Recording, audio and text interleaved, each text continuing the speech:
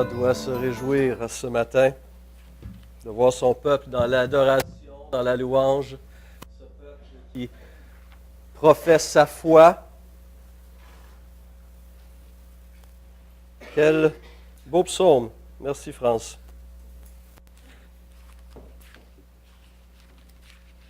Je vais revenir sur ces dernières paroles encore de ce psaume. Béni soit Dieu qui n'a pas rejeté ma prière et qui ne m'a pas retiré sa bonté. Amen. Amen. Et je suis tellement heureux de voir ce temps de louange et d'intercession ce matin. L'Église, le peuple de Dieu est appelé à prier. On a besoin de prier les uns pour les autres. C'est beau, c'est riche, c'est glorieux. Et ça reflète quelque chose aussi sur cette communauté. Une chose importante. Parce qu'une des activités qui exige une foi authentique et une persévérance, c'est bel et bien la prière. Nous avons besoin de ces deux choses.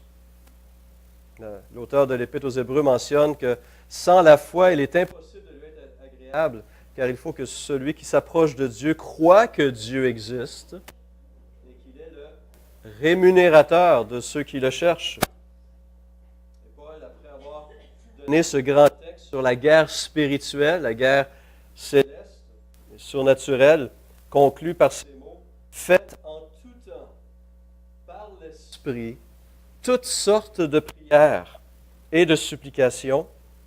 Veillez à cela avec une entière persévérance. » Et je crois que je vais changer. La prière est une des activités les plus importantes qu'un chrétien puisse accomplir.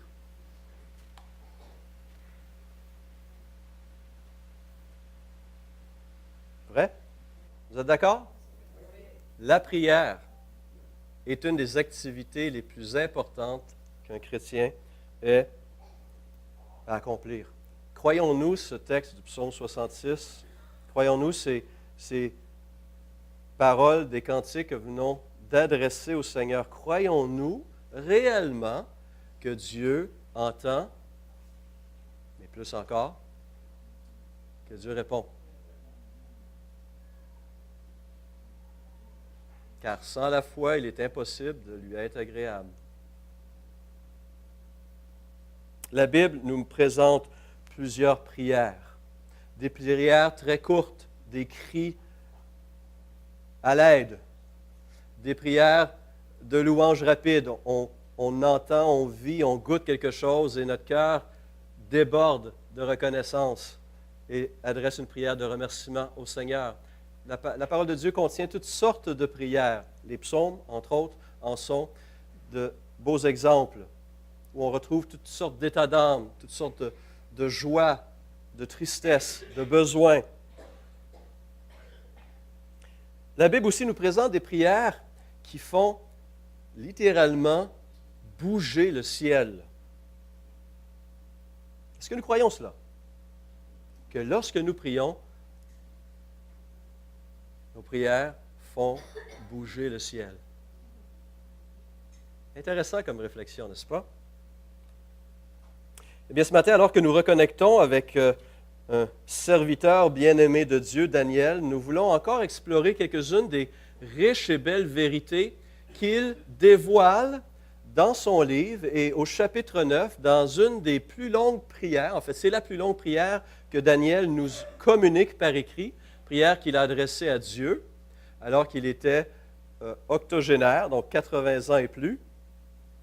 Un homme qui a été toute sa vie un homme de prière par excellence, de sa jeunesse jusqu'à la fin de ses jours, une des plus longues prières et une aussi des plus importantes de la Bible. Et ce qui est merveilleux, c'est que ce texte nous montre aussi l'effet de cette prière sur le ciel. Que découvre-t-on? Bien, lorsqu'on regarde, et je vous invite à prendre avec moi Daniel, chapitre 9, on constate que dans le cas de cette prière, il y avait quand même une préparation spirituelle chez Daniel. Alors, comme je l'ai dit, on peut adresser des prières spontanément à Dieu. Un besoin, un débordement d'émotion, Dieu accepte ces prières aussi, bien sûr. Mais aussi la prière qui est réfléchie, la prière qui est préparée. Et je rappelle encore, les psaumes sont des prières. Et lorsqu'on étudie et on médite et on réfléchit et on, à notre tour, prie ces prières, on voit la profonde richesse, la pensée profonde. On voit la pensée hébraïque qui se trouve là, l'équilibre, la poésie, la richesse de la pensée. Il y a une réflexion profonde derrière ces prières inspirées de Dieu. Et dans le cas de Daniel, c'est la même chose. On constate que cette prière était préparée, avait été réfléchie et a donc un impact réel et profond, non seulement sur Dieu, mais aussi sur Daniel lui-même. Pensez à ça. Lorsqu'on prie, la prière fait bouger le ciel, mais la prière transforme aussi la terre, nous transforme nous. La prière donc de Daniel, chapitre 9, reflète cette riche préparation personnelle avant même qu'il ouvre sa bouche. Regardons les premières paroles. Daniel est conscient de son milieu, de son environnement, et nous présente un peu le contexte de sa vie avant même d'ouvrir la bouche. Il dit, la première année de Darius, fils d'Assuérus, de la race des Mèdes, lequel était devenu roi du royaume des Chaldéens, la première année de son règne, moi, Daniel, je vis par les livres, il parle ici les livres prophétiques d'Israël, qu'il devait s'écouler 70 ans pour les ruines de Jérusalem, d'après le nombre des années dont l'Éternel avait parlé à Jérémie le prophète. Je tournai ma face vers le Seigneur Dieu, afin de recourir à la prière et aux supplications, en jeûnant et en prenant le sac et la cendre.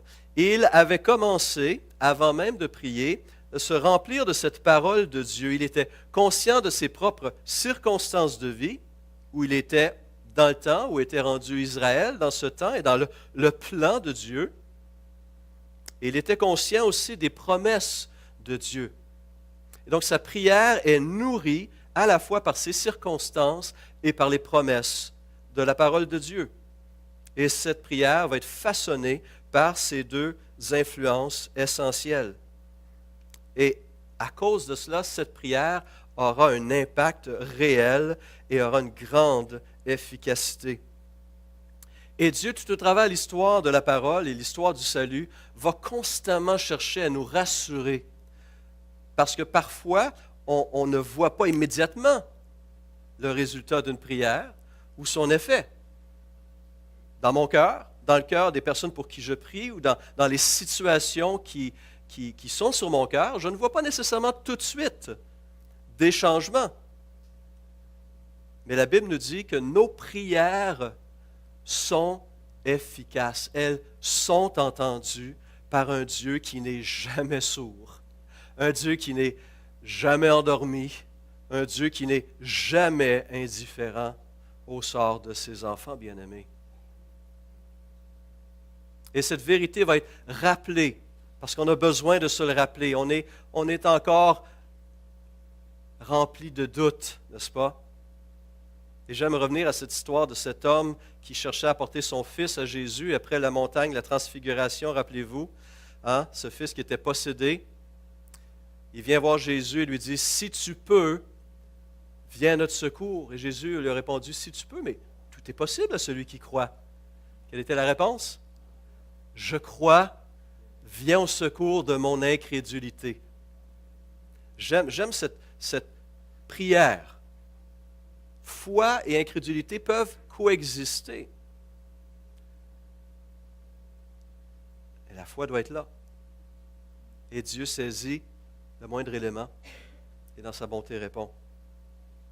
La prière du juste, rappelle Jacques, a une grande efficacité. Est-ce que je crois cela?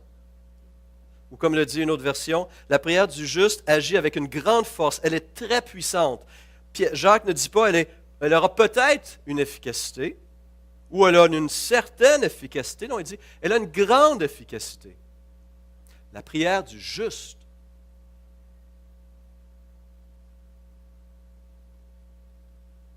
On a prié tantôt. Est-ce que cette réalité était au cœur de notre cœur, au cœur de nos pensées? Croyons-nous ce que Dieu dit dans sa parole sur la prière. Que la prière fait bouger le ciel. Qu'est-ce qu'on constate dans cette prière de Daniel? Non seulement donc il s'est préparé, il y a une réflexion, il sonde ses circonstances, il sonde la parole, mais ensuite on constate aussi qu'une prière qui fait bouger le ciel est une prière qui va mettre l'accent sur Dieu, qui se tourne ensuite vers Dieu, qui regarde à Dieu et qui s'attend à Dieu parce qu'elle sait en qui elle a cru. Elle sait en qui elle croit, elle sait à qui elle s'adresse. Daniel commence en fixant son attention sur la personne de Dieu, sur le caractère de Dieu, sur son comportement, et avant toute demande, il adore. Il adore. Il célèbre ce Dieu grand, bon, saint, juste, miséricordieux, aimant. Ce Dieu qui a un plan pour ma vie, pour nos vies, pour le monde et pour le cosmos, dans lequel il nous a intégrés, impliqués, dans le travers lequel il va nous bénir. Et au verset 4, il dit, « Je priai l'Éternel, mon Dieu, je lui fis cette confession, Seigneur, Dieu grand et redoutable, toi qui gardes ton alliance et qui fais miséricorde à ceux qui t'aiment et qui observent tes commandements. » En un seul verset, il mentionne, il souligne la grandeur de Dieu, la sainteté de Dieu, la puissance de Dieu, sa fidélité et sa miséricorde. Toutes ces belles vérités se retrouvent dans ce seul verset.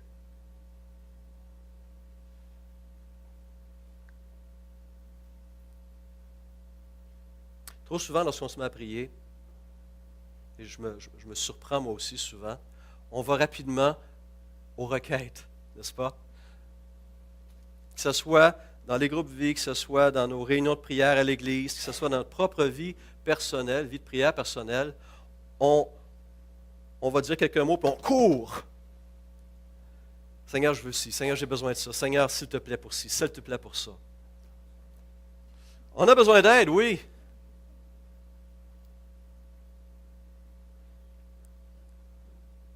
Et je pense qu'on a besoin j'ai besoin et on a besoin de remettre l'accent sur l'adoration. On est pauvre. On est pauvre dans notre adoration. On ne pense pas à Dieu, on pense à nous. On ne pense pas à qui on s'adresse, on pense aux besoins qu'on veut déposer. On a besoin de s'arrêter. Et on a besoin de réfléchir à qui on parle. Et cette réflexion est fondamentale parce qu'elle va nous transformer. De prendre le temps de réfléchir à qui on s'adresse va changer ma prière, va changer aussi mon cœur. Parce que je prends conscience. Je ne m'adresse pas à Pierre-Jean-Jacques.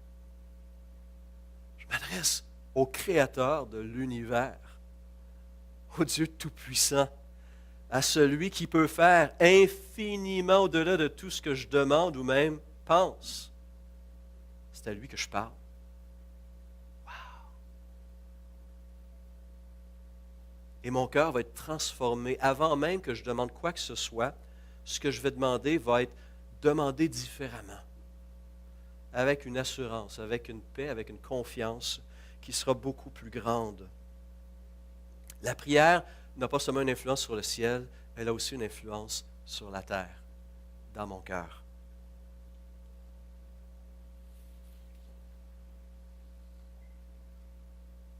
Une troisième réalité que la prière de Daniel nous fait réaliser. On en a parlé il y a presque 2 mois maintenant, lorsqu'on a parlé de la prière en nous, et non pas seulement en je, si vous vous rappelez. C'est l'importance de la confession. Là aussi, on est un petit peu pauvre. Collectivement, on l'est, et on est souvent mal à l'aise jusqu'où on peut aller, puis parfois, il faut faire attention. Des choses qui sont du domaine public, des choses qui sont du domaine privé, bien sûr. Mais la confession a aussi sa place au sein de la communauté. On le voit avec Daniel, on le voit avec tellement d'autres personnes, des grands rassemblements du peuple de Dieu qui s'humilient collectivement, qui reconnaît ses fautes, ses manquements. Et Daniel se donne en exemple dans cette prière. La plus grande partie de sa prière en Daniel 9 est en fait une confession de ses fautes et des fautes de son peuple. Avant même de demander quoi que ce soit à Dieu, il y a quelque chose de prioritaire à demander, c'est pardon. Et la confession était donc un aspect élémentaire. Et encore une fois, ce type de prière a un impact sur nous et va colorer les paroles que je vais adresser à Dieu. De quelle manière? Elles vont me garder humble. Humble, réaliste et reconnaissant.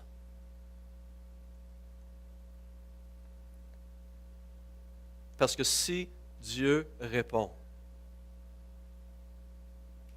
je reprends, lorsque Dieu répond, c'est intéressant, hein? Un lapsus. Je dis le si, et je pense qu'il y en a plusieurs qui vont être d'accord avec moi, je dis le si parce que Dieu répond toujours, mais pas nécessairement comme je le voudrais. Et c'est pourquoi je dis le si. Et parce que souvent, j'oriente ma prière, Dieu, non seulement j'ai ce besoin, mais je veux que tu y répondes de telle manière. Pas vrai? Lorsque Dieu répond, puisque Dieu répond. La confession va me faire réaliser que lorsque Dieu répond, c'est pas parce que c'est Stéphane Couture. Hein? Wow! C'est pas parce que c'est l'un d'entre nous. C'est parce que Dieu est un Dieu de grâce. Parce que Dieu est un Dieu de miséricorde et de compassion. Parce que Dieu prend plaisir, c'est sa nature même de bénir. Il en tire un grand plaisir de répondre.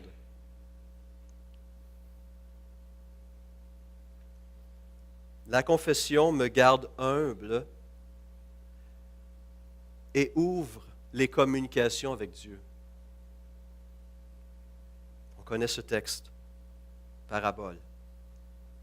2 hommes montèrent au temple pour prier.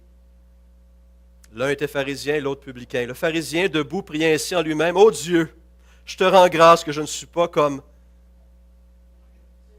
Wow! Tout ce monde-là ici, merci Seigneur, je ne suis pas comme eux autres. Ouch. Qui sont des ravisseurs, injustes, adultères, ou même ce publicain là-bas. Je jeûne 2 fois par semaine. Je donne la dîme de tous mes revenus. Seigneur, tu dois être honoré de m'entendre. Tu dois être fier que je suis ici.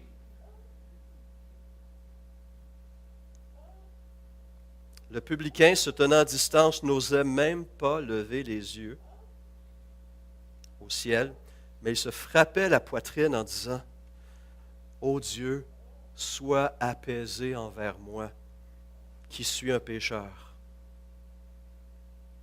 Et qu'est-ce que Jésus répond?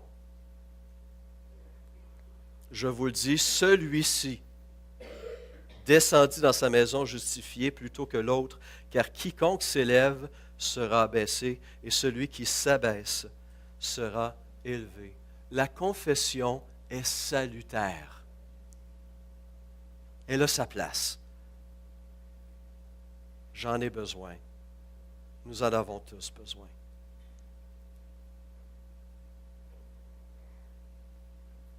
Puis Daniel va fonder sa requête non pas sur ses propres mérites, sur sa marche dans la sainteté. Il aurait pu.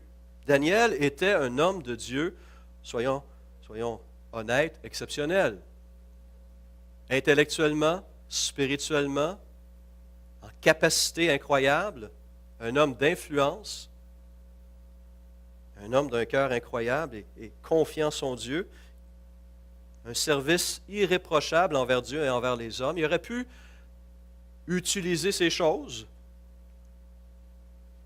mais ce n'est pas sur cette base qu'il s'adresse à Dieu. Il s'adresse à Dieu en s'appuyant sur la nature même de ce Dieu et plus spécifiquement sur sa miséricorde. Verset 16.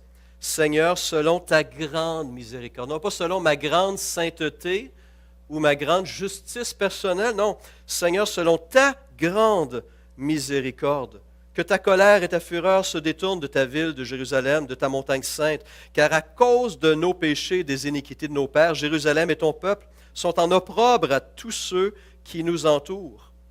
Maintenant, ô notre Dieu, écoute la prière et les supplications de ton serviteur, et pour l'amour du Seigneur, fais briller ta face sur ton sanctuaire dévasté. Mon Dieu, prête l'oreille et écoute. Ouvre les yeux et regarde nos ruines. Regarde la ville sur laquelle ton nom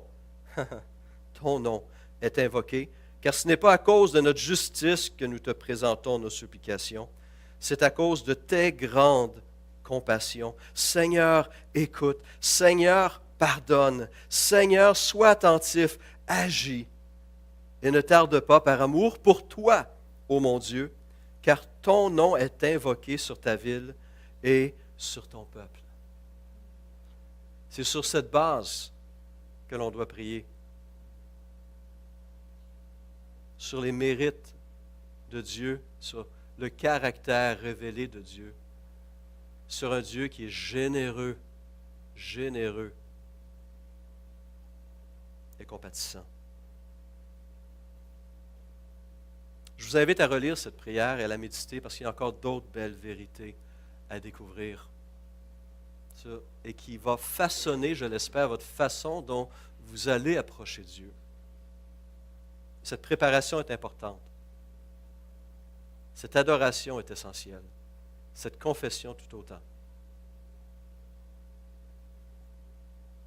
J'aimerais souligner en conclusion simplement l'impact de cette prière, la réponse de Dieu. Regardez à partir du verset 20. Je parlais encore, je priais, je confessais mon péché et le péché de mon peuple d'Israël, et je présentais mes supplications à l'Éternel, mon Dieu, en faveur de la sainte montagne de mon Dieu.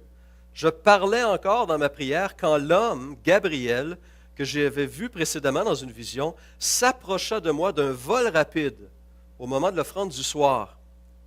Il m'instruisit, il s'entretint avec moi, il me dit, « Daniel, je suis venu maintenant pour ouvrir ton intelligence. Lorsque tu as commencé, précise-t-il, lorsque tu as commencé à prier, la parole est sortie et je viens pour te l'annoncer, car tu es un bien-aimé.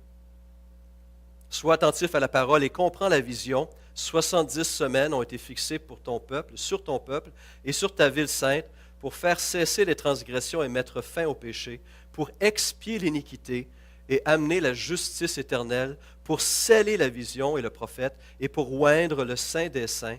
Sache-le donc et comprends. Et là, beaucoup d'encre ont coulé sur ce texte et sur la suite de cette révélation de l'ange Gabriel. Beaucoup d'encre a coulé et beaucoup d'encre va encore couler. Qu'est-ce que ça veut dire? Comment comprendre ces semaines d'années qui parlent, entre autres, de la venue de Christ et de l'œuvre de Christ? Ce matin, je veux plutôt mettre l'accent sur deux vérités claires qui ressortent de ce verset, de ce passage. Premièrement, Dieu répond rapidement. Si on relit encore le texte, pendant même que Daniel est encore en train de prier, et au moment même où il avait commencé à prier, une parole est sortie du ciel et Dieu a envoyé un de ses messagers, un de ses serviteurs angéliques, vers Daniel pour lui révéler quelque chose.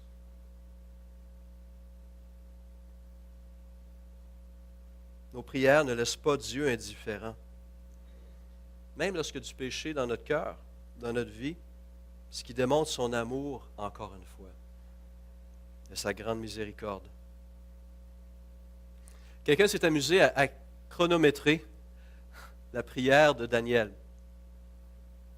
Ça dépend, on ne sait pas. C'est bien sûr, dans bien des prières dans la Bible, on a un résumé, un condensé. Mais bon, il s'est amusé à lire cette prière en hébreu et ça lui a donné environ 3 minutes. La remarque de cette personne était la suivante. Ça n'a pris que 3 minutes à l'ange Gabriel de quitter le trône de Dieu pour se rendre dans la chambre de Daniel à Babylone. Il volait vite. Hein? Ça vole vite. Il n'y a pas de panneau de limite, je pense. Hein? On comprend lorsqu'il parle de vol rapide. Cette réalisation a fait dire à un commentateur que dans les fêtes, et c'est bon de se le rappeler, le ciel n'est jamais loin pour l'enfant de Dieu. Le ciel n'est jamais loin. Et pour Dieu, il n'y a pas de distance, il n'y a pas d'espace entre lui et ses enfants bien-aimés. Lorsque nous prions par l'Esprit et au nom de Jésus-Christ, nos prières sont entendues. Et il se passe quelque chose. Paul va le rappeler à ses auditeurs sur l'aréopage à Athènes. En acte 17, il dit que Dieu a voulu que les hommes cherchent le Seigneur et qu'ils s'efforcent de le trouver en tâtonnant. Mais il ajoute, bien qu'il ne soit pas loin de chacun de nous. Wow, que c'est merveilleux de réaliser ça. Bien qu'il ne soit pas loin de chacun de nous. Cette réalité se constate ici dans cette prière et cet exaucement et cette action, réaction de Dieu à la prière de Daniel. Parfois, Dieu va nous inviter ou va nous travailler. Je disais que la prière exige foi et persévérance, et parfois, à travers un moment de silence ou d'inaction apparente de Dieu, il nous invite à persévérer, à ne pas abandonner, à continuer à manifester notre foi. Et dans ce même chapitre de Luc 18, il donne cette première parabole de la veuve et du juge inique, on se rappelle? Et pour ceux qui ici ont suivi le cours Matthieu son disciple avec moi, levez la main bien haut, s'il vous plaît. Quand même. Encore? OK. Est-ce qu'on se rappelle cette promesse autour de la leçon sur la prière de Luc 18, 1? Jésus leur adressa une parabole pour montrer qu'il faut toujours prier et ne point se relâcher. Et il donne cette parabole et il conclut, mais lorsque le Fils reviendra, lorsque le Seigneur reviendra, trouvera-t-il encore la foi sur la terre? C'est quoi le lien entre la persévérance dans la prière et la foi? Bien, il est évident. Celui qui persévère, c'est celui qui croit, qui fait confiance et qui sait que Dieu entend et que Dieu agit.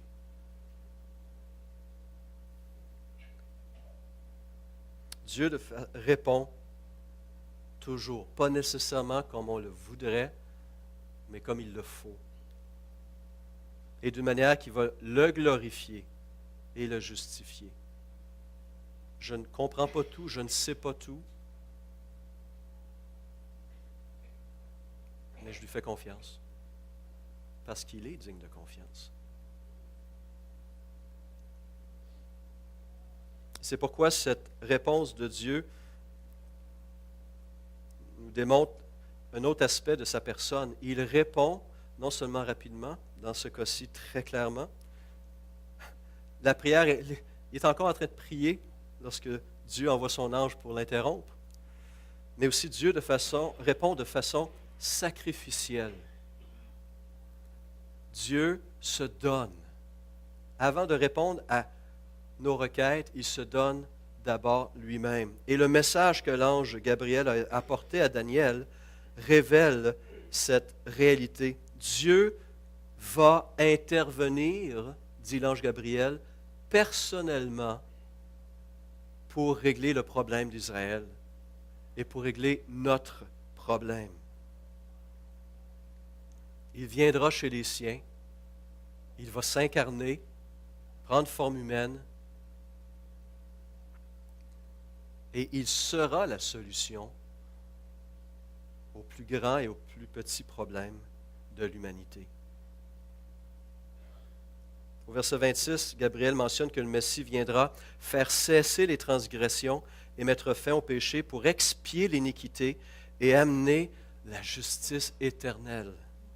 Wow! Puis, il sera retranché. On sait ce que ça veut dire.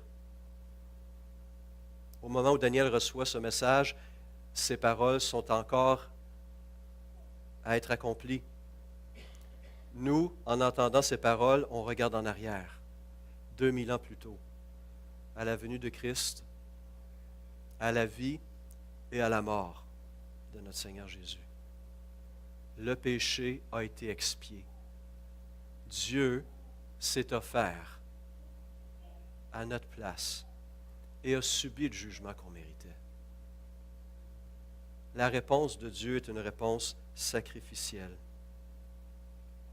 Il était blessé pour nos péchés, brisé pour nos iniquités. Le châtiment qui nous donne la paix est tombé sur lui et c'est par ses meurtrissures que nous sommes guéris. Dieu répond en se donnant lui-même. Il est généreux.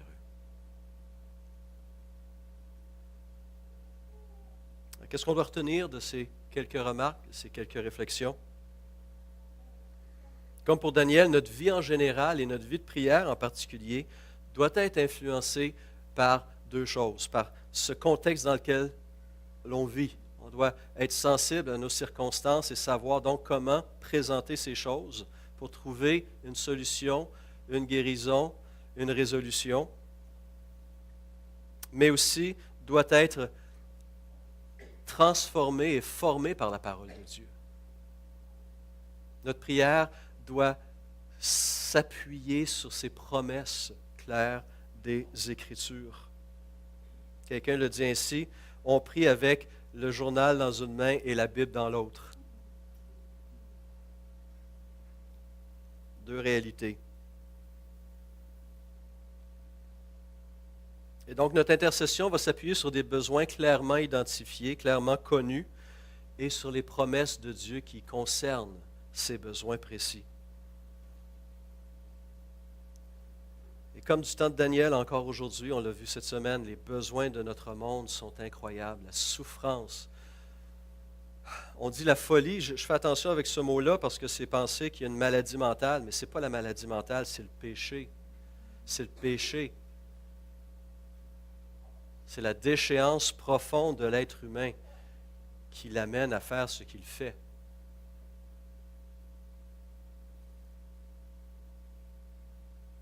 Et je ne suis peut-être pas responsable du monde que j'ai hérité, mais j'ai une responsabilité au moins partielle du monde que je vais donner à mes enfants et à mes petits-enfants. Et donc, ce que je fais dans ce monde, ma vie a une influence.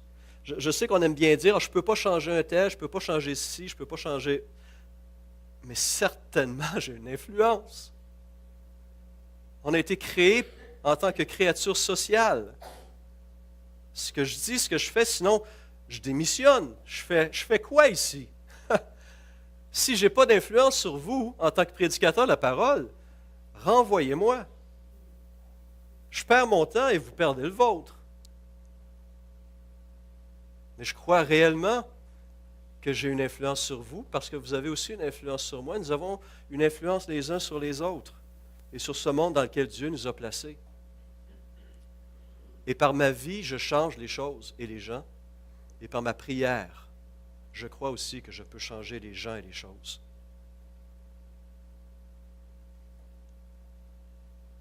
Est-ce que l'intercession a une grande place dans ma vie? Est-ce que je prie pour mes frères et mes sœurs? Et là, plusieurs prières ont été mentionnées ce matin. Combien vont être oubliées? Combien vont être élevés au Seigneur cette semaine? C'est ça le test.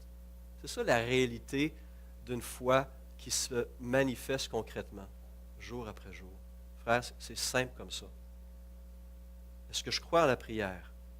Est-ce que je suis sensible à la souffrance et à la douleur de mes frères et de mes sœurs, de mon prochain? Est-ce que je prie pour mes frères et mes sœurs? Est-ce que je prie pour mes leaders spirituels? Est-ce que je prie pour mes leaders politiques? Est-ce que je crois que mes prières sont entendues et qu'elles bougent le ciel et peut donc bouger la terre? La prière agissante du juste a une grande efficacité, dit Jacques. Et ensuite, il nous donne cet exemple bien connu d'Élie, qui était un homme, rappelle-t-il, de la même nature que nous, qu'il pria avec insistance pour qu'il ne pleuve point, et il ne tomba point de pluie sur la terre pendant 3 ans et 6 mois. Puis il pria de nouveau, et le ciel donna de la pluie, et la terre produisit son fruit. Donc la prière ne bouge pas seulement le ciel, mais on pourrait dire les cieux. Le ciel atmosphérique, la pluie est littéralement tombée, mais aussi le ciel spirituel, là où Dieu est particulièrement présent. Et dans certains cas, même des anges s'élancent du ciel. Parfois on les voit, parfois on ne les voit pas. Parfois on va les entendre, parfois on ne les entendra pas. Mes frères et sœurs, croyez que Dieu entend et que Dieu agit. Daniel était un homme de prière.